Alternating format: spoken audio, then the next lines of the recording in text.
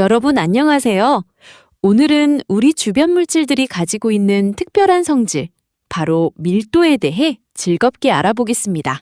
바다나 강에 가면 커다란 통나무가 물에 둥둥 떠 있는 걸 볼 수 있어요. 반면에 아주 작고 가벼운 모래알은 물에 던지면 바로 가라앉아 버리죠. 모래보다 훨씬 무거운 통나무가 대체 왜 물에 뜨는 걸까요? 이 궁금증을 풀기 위해선 무조건 무겁다, 가볍다만 따지면 안 돼요. 물질이 물에 뜨고 가라앉는 현상을 정확히 비교하려면 두 물질의 크기, 즉 부피를 똑같이 맞춘 상태에서 질량을 비교해야 진짜 이유를 알 수 있답니다. 이처럼 부피를 같게 한 상태에서의 질량, 다시 말해 물질의 질량을 부피로 나눈 값을 우리는 밀도라고 부릅니다. 밀도가 바로 오늘 우리가 배울 가장 중요한 핵심 단어예요. 밀도를 구하는 공식은 아주 간단해요. 바로 밀도는 질량 나누기 부피랍니다. 그리고 밀도를 수치로 나타낼 때 사용하는 단위는 주로 그램 퍼 세제곱센티미터나 그램 퍼 밀리리터를 사용해요. 밀도는 물질이 가진 고유한 성질이에요. 예를 들어 같은 나무로 만들어진 구슬이라면 그 크기나 무게가 달라지더라도 물에 뜨는 정도는 절대 변하지 않는답니다. 왜냐하면 물질의 종류에 따라 밀도값이 모두 다르기 때문이에요. 철, 알루미늄, 금은 각자 고유한 밀도를 가지고 있죠. 온도와 압력이 일정하다면 크기나 양에 상관없이 항상 일정한 값을 가지기 때문에 이 밀도를 통해 우리는 물질을 구별해낼 수 있어요. 그렇다면 고체, 액체, 기체 중에 밀도가 가장 작은 것은 무엇일까요? 바로 기체입니다.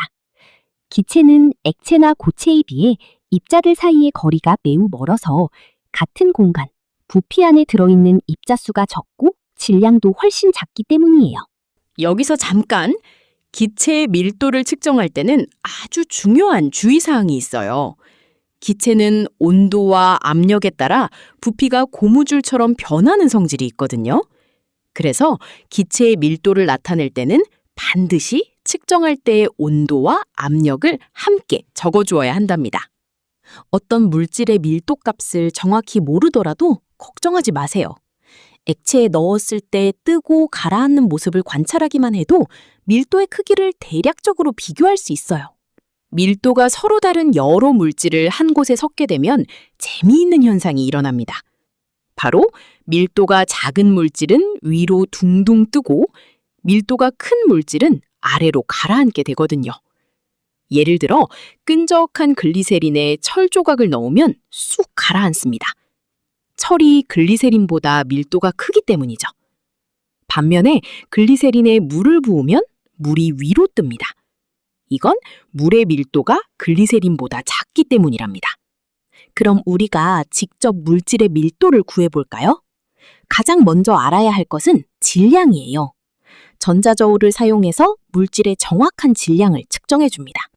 그 다음은 부피를 측정할 차례예요.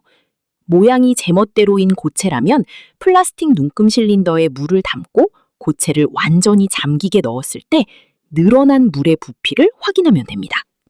이렇게 구한 질량을 부피로 나누면 밀도 계산 끝이죠. 계산된 밀도를 밀도표와 비교해보니 이 물질의 정체는 바로 철임을 알 수 있습니다. 밀도탑의 위치를 이용해 밀도를 모르는 나무와 플라스틱의 밀도 범위를 추론해 볼 수 있어요.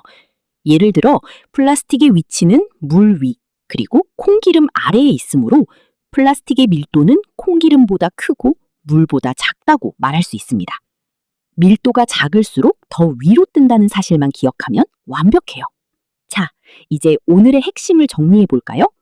무거운 통나무가 물에 뜨고 가벼운 모래가 가라앉는 진짜 이유는 단순한 무게 차이가 아니라 바로 밀도의 차이 때문이었습니다.